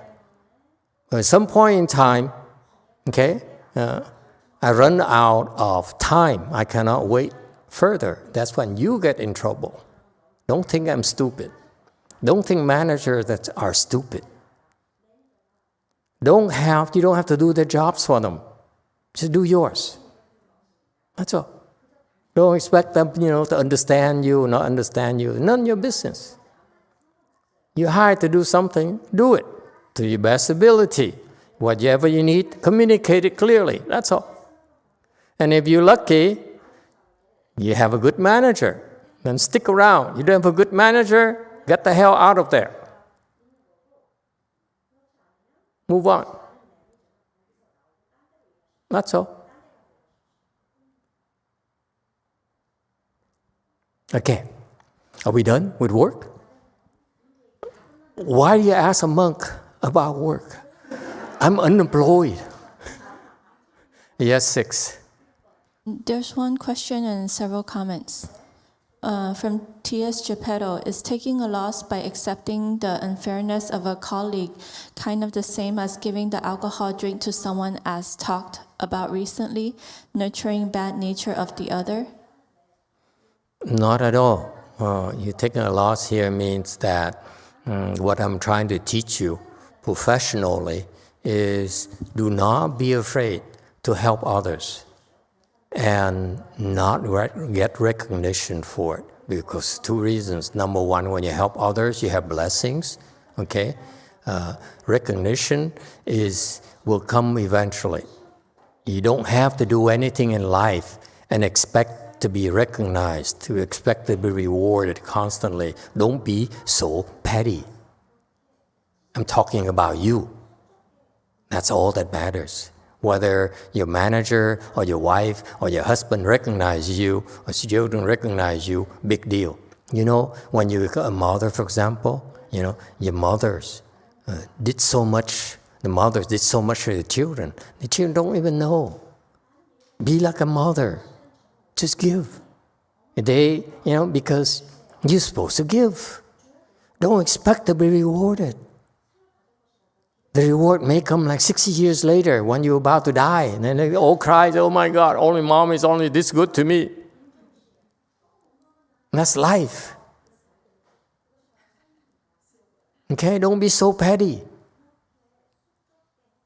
Okay, don't always say, I give therefore, what's in it for me? Come on, you give, that's enough. That's reward enough. You're given the opportunity to give. What more do you want? Recognition? Oh, so petty. What kind of woman? What kind of man are you? Yes, Bosco. Yeah, I was just the conversation we had. It is like so much Buddhist wisdom in the HR, human resources. It's only because the corporate managers and executives don't understand this. They all are trying to exploit you. Okay? And that's why they're not great leaders. That's why they cannot build great companies. You don't have to be like that. If you like that, you go to work. It's so unpleasant at work. Notice that? It is atmosphere, people being oppressed, and so forth. I ask you, you come to the temple, you ask, you see these people, the monks and nuns are running, haggard, ragged, okay? Are they being exploited? Not the one who's still around. The one who left or the one who fell, I'm being exploited. But the one who's still around are so tough. The more we exploit them, we say, give me some more. That's so Buddhist. We're not simply telling you, give you advices. We're doing it. They're getting no recognition whatsoever. I sit here and talk and talk and talk. But it's the one, they are the one who do the work. They type in the slides, they turn on the cameras, and Master only sell saliva.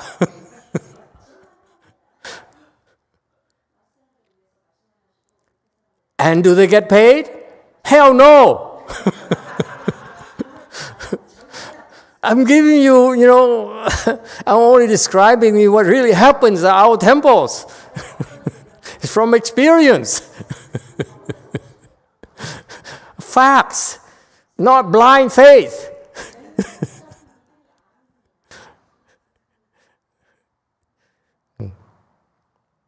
Because if you live life and expect rewards, looking for rewards, you will be very unhappy. Let rewards happen because it happens, not because you expect it. Otherwise, you will not deliver. It is so sad. If you live your life like that, I feel sorry for you. You are so small-minded. Remember what we're talking about is something called the great Dharma. What does great Dharma mean? Great heart. You can take the abuse. And it's not talk. These people get abused day in, day out. And they complain. And every night they go home and they cry themselves to sleep. They say, oh, Master has been so mean today to me. And today I even got more work than yesterday. And he's totally ungrateful, unreasonable, unrepentant.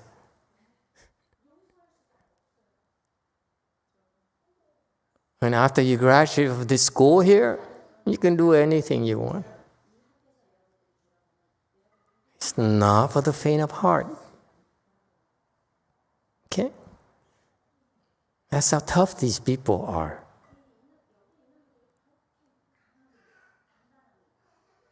Now, even I have a person who's helping out so much as a lay person, and I was joking with my disciple is that this person here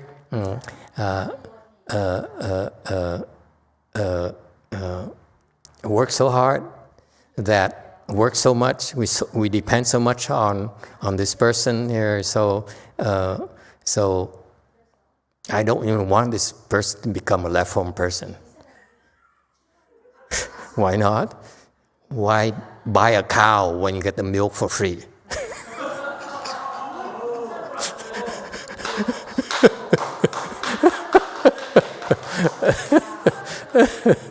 That's how tough we are. We're totally ungrateful. And we rub right in the face, hey, you are a loser. That's how tough it is, the training. It's not talk. You rub your nose on the ground and keep on pushing and pushing. If you can endure it, then you can take anything. And this is why young people at work, like YongHua and the young lady in Kong and Korea, say, this is not fair, I want to be compensated for it. Yeah, and that's why you are, struggling so much. I suggest you shave your head, become a monk under me, and you see how tough it is. And after you return to lay life, you say, this is not like vacation.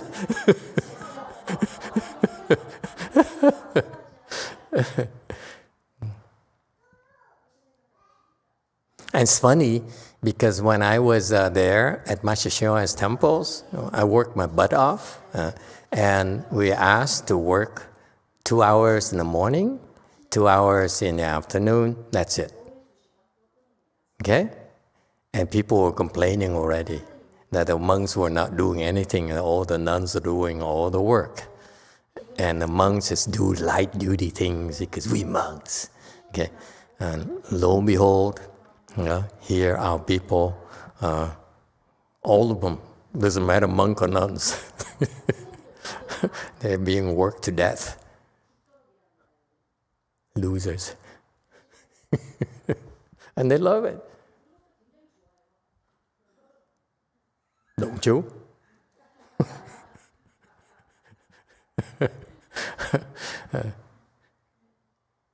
Okay? You guys haven't seen exploitation yet. You out there. We don't even pay the monks and nuns. This is the only temples like that. Let me tell you, I'm very proud of it. Most temples, the Taiwanese temple in particular, they only ask you to work 2 hours a day maximum. And the rest of the day, whatever you do is, no one can touch you.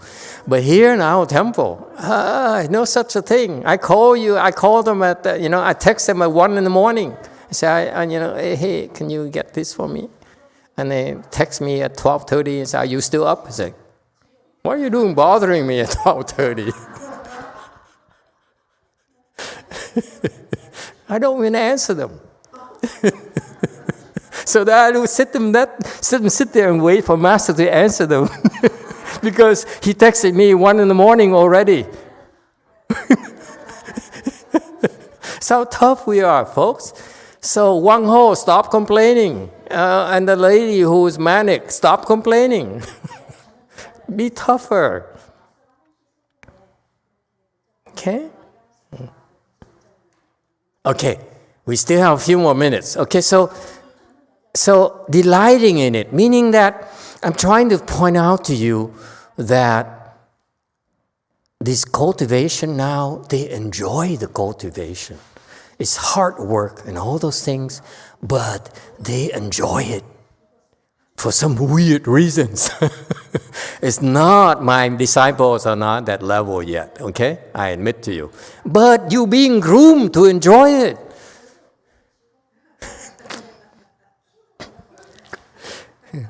And now you understand why we don't pay them?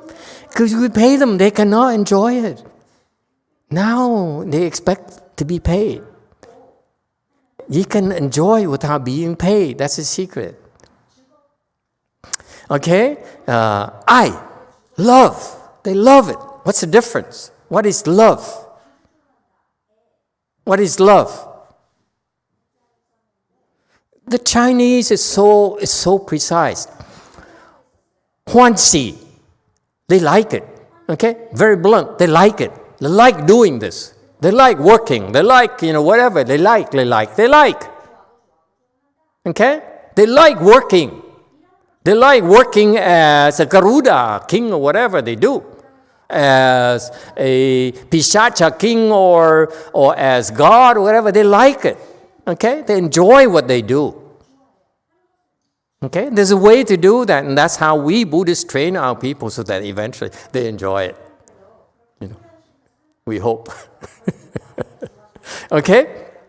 Next word. They love it. Not just enjoy it, but they love it. What is love? Catholic. What's love? And don't tell me it's apple. What's love?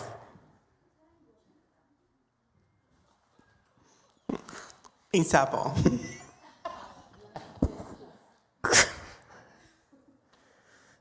What's love, Lily?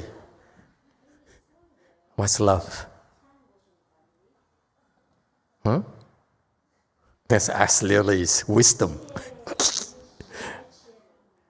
Explain love to us, please. Any kind of love you like to talk about.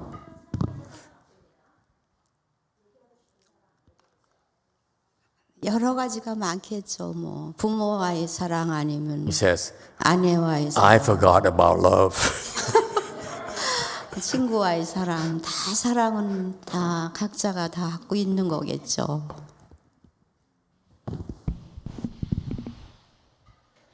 I think there are many kinds of love. From parent, as a wife, as a friend. All the individuals have these types of love. Yes. Very good. So what kind of love do you have?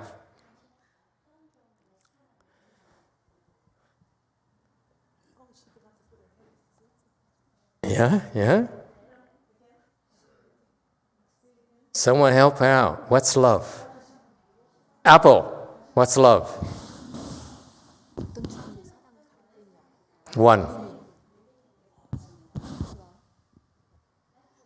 저는 지금 현재로 저희 사랑은 저희 가족이에요.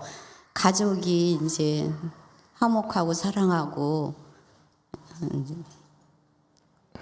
우선 현재 가족이 지금 제 닥친 게 제 힘이 힘든 게 가족이라서 가족의 사랑을 지금 그렇게 원하고 있습니다.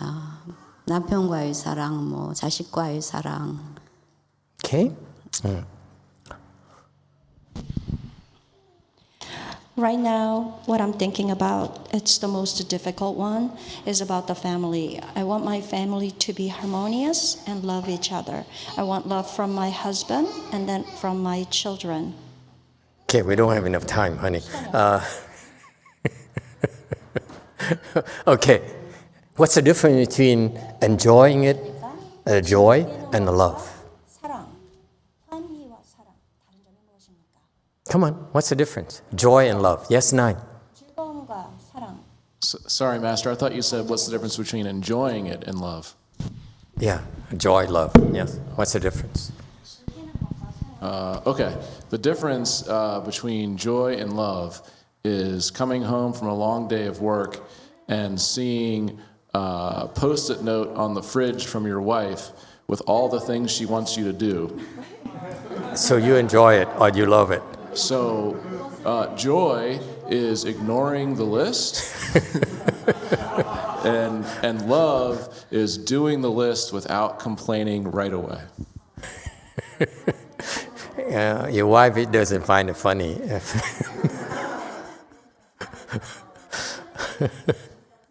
Okay.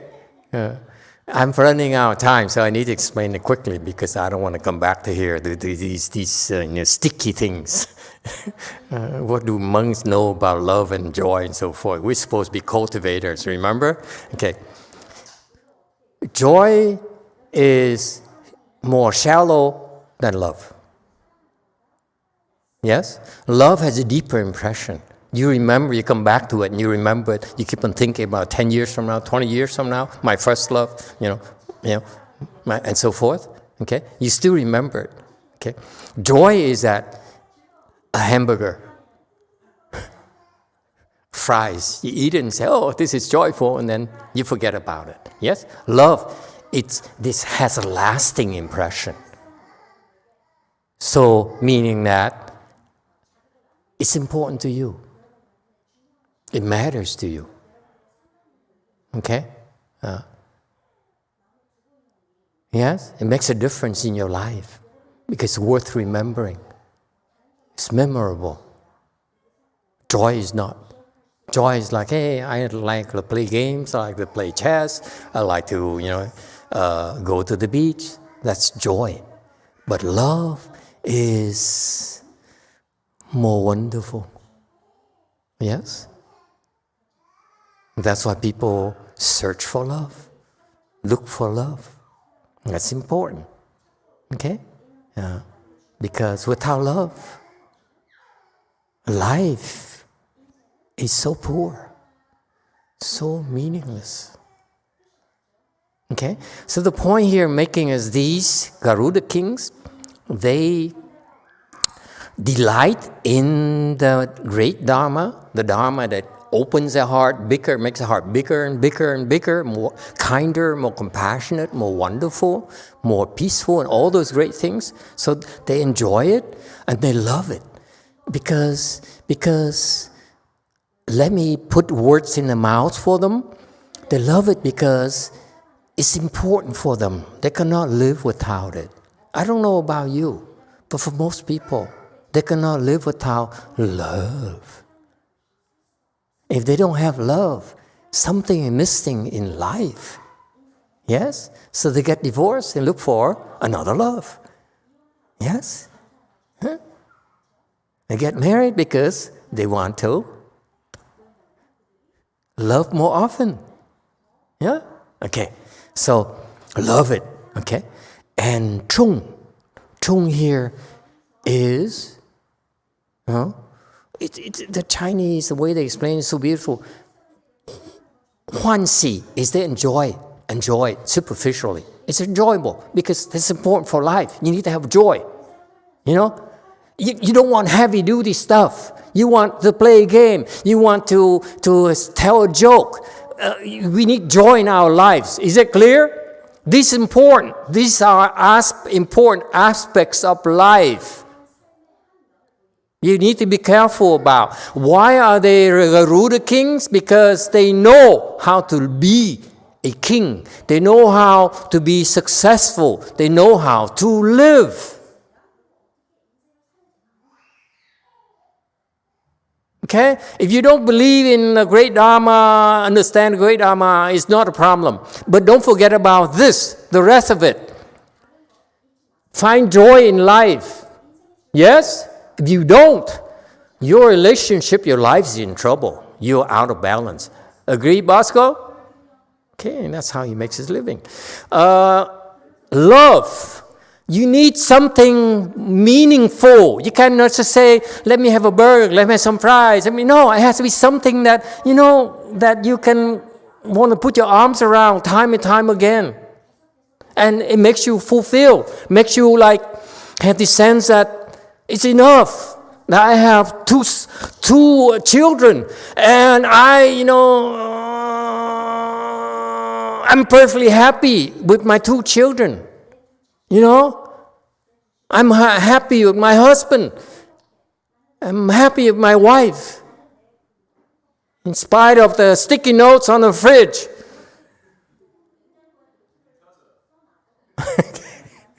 Because of whatever. Okay? Love is that thing that's important to us. It's our anchor. Okay?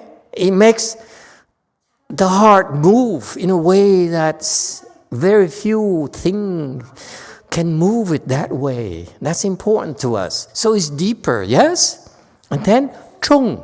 Chung means that Chinese people. Hey, Taiwanese, stop playing with the girl.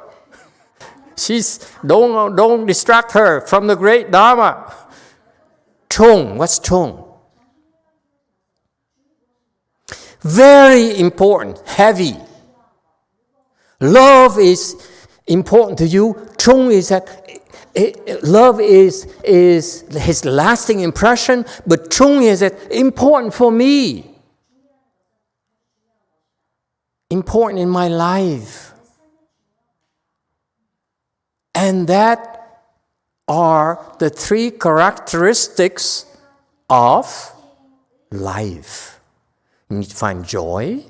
You find love, whether it's to love someone, love of painting, love of music, love of creating, love of arguing, whatever, I don't care, but that deep sensation in there, that's deeper, that sticks, that, if you take an X-ray, it still has LOVE in there. You know what I mean? Okay, that's important. Part of life. And then chung is that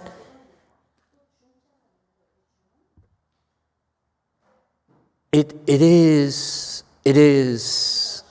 essential.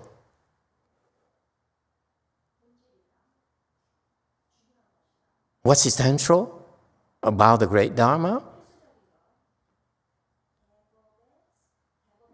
Essential in acting as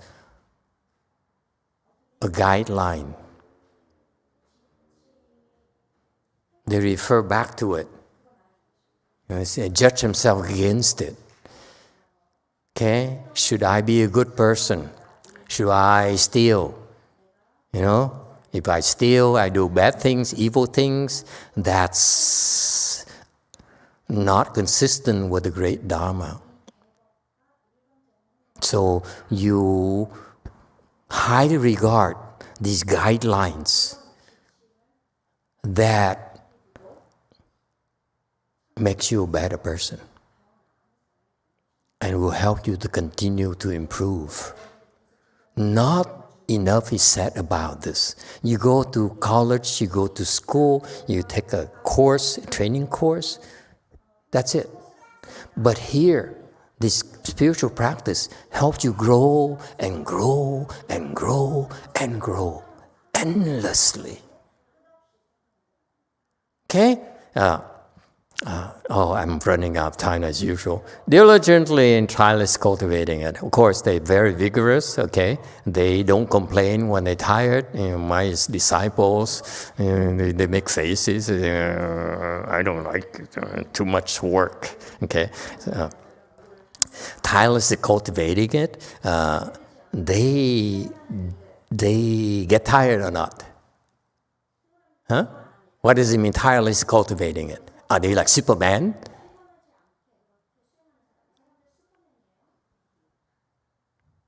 What does it mean, tirelessly cultivating it?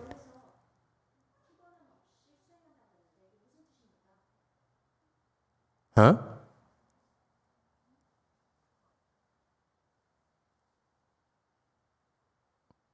Yes, and I. Thank you, Master. Maybe not quite like Superman. Maybe more than Batman? Yeah, Wonder Woman 1984. Maybe more like Batman. Never becoming tired of cultivating. You know, you can get tired of something, like a video game. I don't know where you guys come from. I mean, how can you live like this? Anyone else?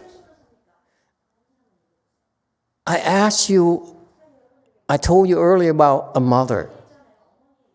Do mothers get tired? Yeah? Who said yeah? Bad mother. My point here is that I've seen many mothers. Then when they need to take care of their children, they are tireless. Raise your hands. Have you seen such people? I'm not talking about you mothers. Okay? Mothers are capable of being tireless when they need to take care of someone. That's the point. Okay? Is that they can be tireless because they no longer are thinking of themselves. That's a secret. You think of yourself, you say, I'm too tired today.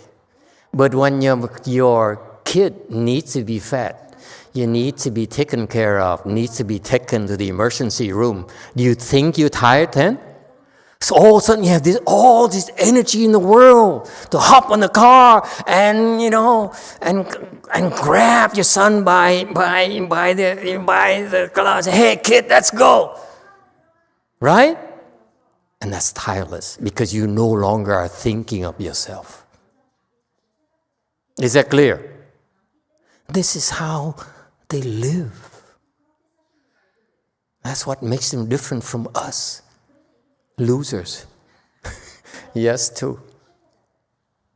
Mô Phật và Thầy, nãy giờ con nghe Thầy nói có gia đình rồi có vợ con rồi mà làm cha làm mẹ tụi nó khổ nhất ở trên đời này. Mấy người đó là ngu nhất, giống con vậy là người ngu nhất, giống Thầy là một người khôn nhất.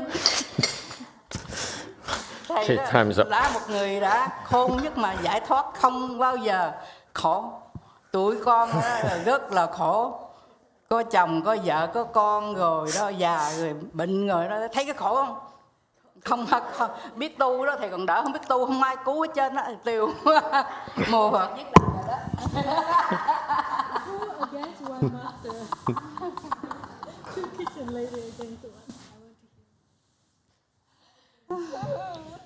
Master, I've been listening to you talking about this.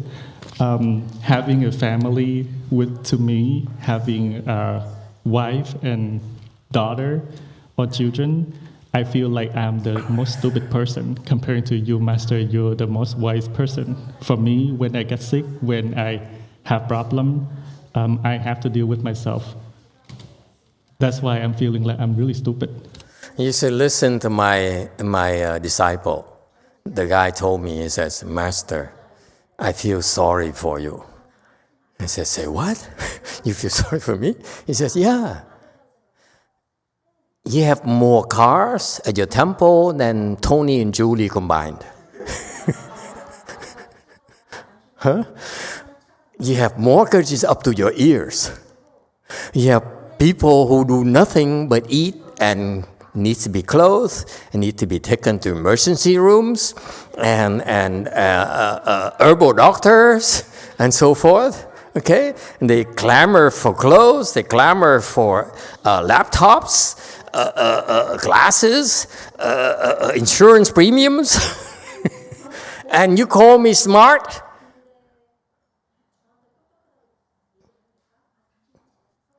Okay, we're not comparing notes here about as far as that goes. We stop here today. Thank you all for coming.